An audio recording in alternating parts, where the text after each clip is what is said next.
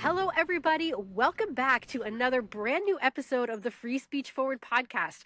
I'm joined, as usual, by my co-host and co-founder, Chris. And today we're delighted to have, I'm going to call him Mike, although I think Chris is going to introduce you with all of his names to give us his perspective on free Black thought and how that connects to free speech. But Chris, I'm going to turn it over to you to let everyone get to know Mike a little better.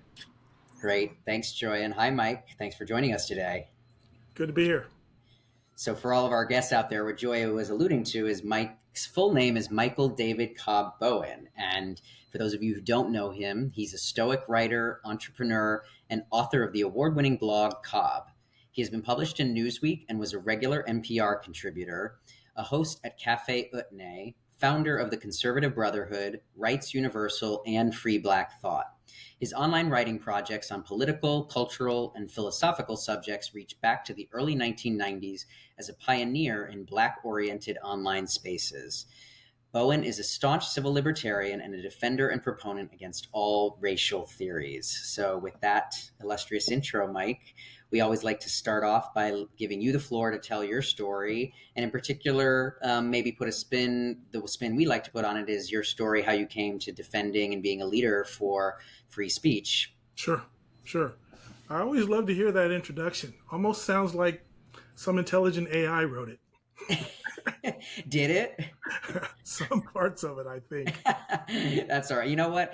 We're all about embracing new technology, so I am all for admitting when we augment ourselves with these new tools. Hey, I've been doing it all my life. There you go. Exactly. Yeah, they're just new forms of augmentation. Yeah. So yeah, I am on the board of the Foundation for Free Black Thought, and we're going into our 5th fiscal year, and we're getting pretty popular, and we're keeping the message alive. That's great. And go ahead, Joy. Oh, no, I was just going to say, so can you tell us like a little bit more about that? How did you get involved? Like I can obviously hear from Sure. Your story how, there's connections, but I'd love to hear you tell it, to weave the threads of how your beginning kind of led to that organization and your involvement with it. Yeah, I'm an old school writer for I mean, even at the 90s. I started off as one of those folks at Xerox. So I was doing email in the 80s, and writing online is second nature to me. And as I progressed in my career, I found that I had time to think about other things than just being a data engineer, as I was and still am. And I was always philosophical. And that has something to do with the way I was raised and just my curiosity, intellectual curiosity. And so I started writing about this, that, and the other thing. And I started a lot of stuff. I was at the original panics.com in New York City. I was on the Well back in the day. I've always been online, and wherever I move across the country, I found that it was easier for me to find kindred spirits online than just the town that I happen to be in. So I would say I'm a little bit bookish. And so I tend to read a lot of books, and I like to write a lot as well. So anytime I hear that free thought or culture is being misappropriated, I get a little itchy about that. I as you can see, that's that bookcase. You can't see the other one or the ones in the house or my Kindle library. But it's very important, I think, that people who actually have something to say are not drowned out by, wishy-washy, blah, blah, blah, blah. There is a lot of noise out there, and that certainly is it's getting harder as frankly, the benefits of technology, but it allows more voices, but it also, allows more noise out in the discourse. So I think it becomes more of a job to filter through the noise, right? To find the significant content. It is. I did want to just go back to one thing you said at the beginning. You said kind of getting your message out with Free Black Thought. And while we've had some guests on our show previously who were affiliated with it, I think you're the senior most person who's part of the founding team. So I'd love to just hear in your own words kind of what you think that message is now. Sure. It boils down to there's practically 50 million African Americans in this country. multiple generations, varying cultures, varying regions, and we have gotten to the point where a loud minority of a minority can dominate the national discourse. And so we're just trying to let people know, the world is not flat, and all black folks don't think the same. So we have heterodox thought even between ourselves. And even though we talk about, we have classic disputation between, let's say, Booker T. Washington and W.E.B. Du Bois. But that's from the 20th century. There's new. I think what people are failing to appreciate is black diversity itself. You just say, "Oh, we got the black checkbox. Okay, that's good," and that's nothing more than tokenism, as it always was. And so, black individuals need space to express themselves politically, religiously, culturally, in every way. And we give people an opportunity to know that there are more than just a few people who kind of speak for everyone. That message definitely resonates with me. It reminds me of something I heard once. Someone once said that there are as many versions of Christianity as there are Christians. And so I would probably say there are as many versions of Black lived experience as there are Black human beings who have ever lived and are living. And I think it's wonderful that you're both celebrating the diversity and the individuality of all those experiences, and then also finding ways for those people to find commonality and common ground that might be outside of just the one narrative that we all hear all the time. So I'm curious if you could say more, because unfortunately we do nowadays hear lots of people who speak out against freedom, free speech, free culture. So I'm curious to hear what you would say to answer them. Why does freedom matter to flourish as both an individual and as for a society? Well, let's take the egregious example of 2020, when people said, "Oh, George Floyd is dead, and now he is a martyr, and we have to rethink everything that we've ever thought about race in America." And now we can look back with a bit more wisdom and say, what were we thinking? Why did this particular organization tend to, we thought that was it. We thought the DEI programs were it. We thought we had it nailed. We thought we had Black America right where they wanted to be and where we wanted them to be. And that's not the case. There's always a difference of opinion. And it's a numerical thing. I mean, if you didn't grow up around hundreds and thousands of Black folks, you wouldn't necessarily know about the diversity. And then there's also some people that make friends outside of the Black community, quote unquote, and they can't represent everybody who's inside. And not everybody who's inside wants to be inside. And so it's a dynamic thing. We'd be as populous, I think, as Italy, with 50 million people. So how can you say, okay, we understand it? So this is part of America's strength, is its ability to ingest and digest a lot of different messages from a lot of different people. And sometimes we get indigestion from ourselves. We become more sensitive. But that variety is a source of strength. We have to disconfirm the myths that we believe from time to time. And we have to be able to say, well, nobody knew that. Well, no, somebody knew that. We just didn't pay attention to that somebody. So people are thinking all the time, kind of ignoring history, to say, well, white people in America have always been, just condescending. And have you actually read the story of John Brown? There's a great book called Cloud Splitter, which allowed me to know, first of all, I didn't know that John Brown was on the Underground Railroad.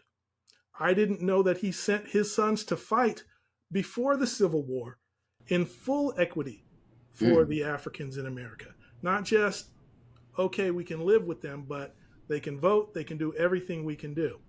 And I think John Brown is an unsung hero, but he's just one of many. There's always something more to learn, and you can't always say, well, what we know right now is the only truth that matters. Wonderfully put. Yeah, I mean the combination of the diversity of voices and even being able to learn from history, those are two critical values that are usually among the first to go when you squelch free speech. So that's certainly why we even started this podcast, was because we Mm-hmm. saw the decline in those values, being manifested day to day. So thank you for that. Shifting gears a little bit, I want to, you're a prolific writer and thinker, so I want to kind of get your take on one of our core values about free speech is that communication and critical thinking skills are key to being able to promote free speech. So, um, always like to hear from people who are like you out there Mm-hmm. writing and speaking, how you prepare for a piece, or what's your process for preparing a piece of work or expressing yourself and advocating for your ideas Sure, publicly or in sure. any forum. There's three things that I do. Number one is always be aware of dissonance. You can't necessarily know what brings other people to a conversation, so you have to be a little bit more respectful and say things a little bit more slowly, so that they don't necessarily think that you know what they're coming to the discussion with. You know, it's kind of like the gunslinger walks into the saloon, and that's a well known metaphor, but you never know who his enemy is. So he looks around, and then the camera points around, and he just sits down at the bartender like nothing's going wrong, and you wait until somebody shows themselves to be an adversary, but you don't assume it. So be aware that even when you say your piece, there may be dissonant interpretations of what you're saying. So you want to try to clear that up. Secondly, step outside of the now. Uh, Everybody, has a fashion. There's memes that are going around. You want to, if you're going to be saying something, you want to step outside of the now and say, well, this was important then. I expect my kids to see this importance and their kids to see the importance of this, and stick to those things. Human beings don't evolve that quickly. So you can say pizza was good 2,000 years ago and it's still good today. The recipe for pizza is valuable knowledge, and we will celebrate that. So there's ancient wisdom, ancient recipes. Nassim Taleb calls it the Lindy effect. Things that do survive tend to survive more. So you think about what's worth defending. What's the hill you want to die on? What's the rhetorical point that you really want to make? And is it something that nobody's ever heard of before? Or is it something that says, okay, I'm relying on the tradition of Sufi Islam, and that is at least 1,000 years old. So maybe it's not just me, maybe it's other people. And then the third thing, when I'm talking, when I want to present something, I always want to engage virtue, because you can tell people, well, this is what you want to do now. And it should be something that they want to do themselves. I think most people want to see themselves as a good person, as a virtuous person. So give an example of the time that you were courageous, and you can say, oh, courage, that's something I understand. Courage the Cowardly Lion, even kid shows have those things. So when you're engaging virtue, you're not telling people they're wrong. You're just reminding them that there are timeless values that we put into ourselves as human beings that are always valuable. Not just knowledge, but virtue, character. Thank you for stressing this importance of thinking about both timeless knowledge, timeless issues, and timeless virtue. It's definitely something that I think about a lot, and it's one thing that I don't think anyone here has yet said or stressed, and so I'm really appreciative that you have. And I love the phrase that you had for that about stepping outside of the now, kind of stepping into eternity, I guess, and then also that Mm-hmm. focus on building up your character as well. And I think that'll make a beautiful segue into one of my favorite questions, which is the big blue sky question, which is if you had no constraints in terms of time to start out with in terms of resources, money, energy. What do Mm-hmm. you think is the most important thing that we could be doing right now and throughout the coming years and decades and into eternity that Yeah. would have perhaps the most impact for this cause? I was becoming a little bit cynical because I don't generally like the idea that Gen Z is so different from Gen X, is so different from millennials. We have a lot of things in common. And I think we didn't do that so much back when I was a kid because we only had, 12 or 15 channels on the TV. Now everybody has a channel. Anything you like, you can find on YouTube or the internet. Um, so I'm giving up the thing where I just said, well, they're going to learn the hard way, and then they're going to say everything they taught me was a lie. And all you have to get to the point is where your baby is sick, and then everything else goes out the window. All the things that you are getting all up in arms about, you're just like, no, none of that matters. My baby is sick. So I guess we have to think about for the long term, if I had all kinds of money, what I would do is I would endow certain individuals that I found to hit the right points in terms of what we need so that everything we teach the next generation isn't wrong. So I would say what we need are new publications, new publication houses. All right. Like Springer Verlag, I was a computer science undergrad. So Springer Verlag did not only my math books, but my chess books. And I said, oh, I like this. This is a German publisher.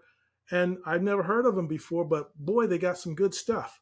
And then I've seen Boston University Press, Cambridge University Press, all these different presses, and I get the sense that they're being squished, that they're becoming something of an oligarchy, and we don't have as much freedom to publish as we might.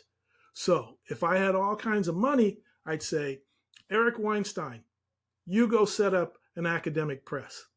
Anna Krylov, who's at USC, a theoretical chemist, you go set up an academic press. Lee Jussum, out of Rutgers, you're a psychologist, you set up an academic press. Uh, David Mamet, famous playwright, you have my endowment.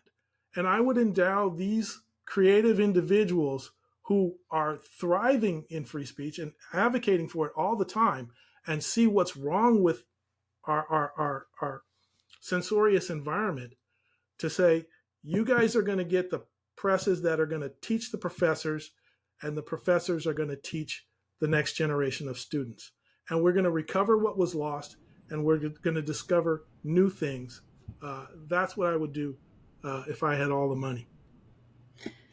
I really like that. And this is one of the reasons why we love this question, is because in a way we get to crowdsource the best ideas from people of different backgrounds. And you're certainly the first one who's focused on publishing, and in particular academic publishing, because it struck me listening to you give that answer that technology is enabling all kinds of new non-traditional ways of publishing straight to an online audience, vehicles like Substack and even social media platforms and the like, YouTube, etc. So, but I think you touch on something important, which is the kind of formal, still academic, or more rigorous studies and publications, which have become certainly ideologically monopolized, if not commercially Yes. as well. So, great idea. I take some good inspiration from that.